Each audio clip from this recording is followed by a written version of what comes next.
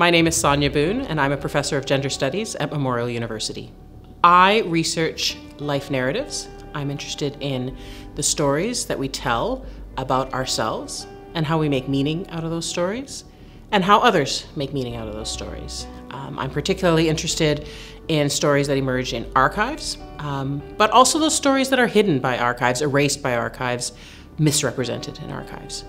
What is most important to me are questions of ethics and politics in life narrative.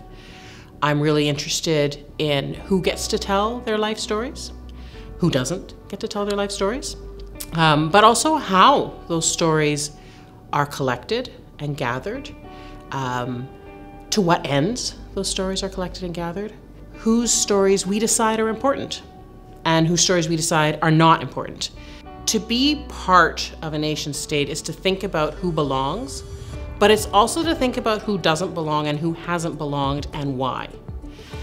And so thinking about life narratives as they appear in the archives asks us to think about what we have valued and what we have not valued. It also asks us to think about what we might want to value in the future and who we want to see ourselves being in the future, and which life narratives we think are worth gathering and why, and who we think is worthy of telling their own story and why.